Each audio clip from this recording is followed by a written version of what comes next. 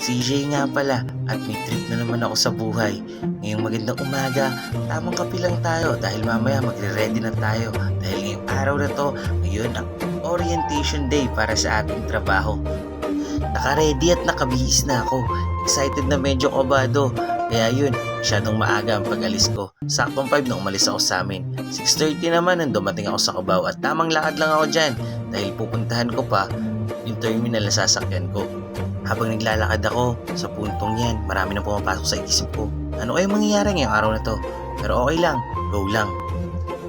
At ayun na nga, nandito na tayo sa The Great Image Company, ang company na tumanggap sa atin. Maraming salamat nga po pala. Sa puntong yan, nagsisimula na ang orientation. Napakaganda ng bungad nila sa amin kaya nawala-onti yung kaba ko. At sa napakahabang oras ng orientation, isa lang ang masasabi ko. Nakapasok tayo sa isang magandang kumpanya na puno ng mabubuting tao na siyang magdadala sa atin sa bago nating experience sa buhay. Salamat nga pala sa The Great Image Company dahil ang gagaling at ang babait ng mga staff nila.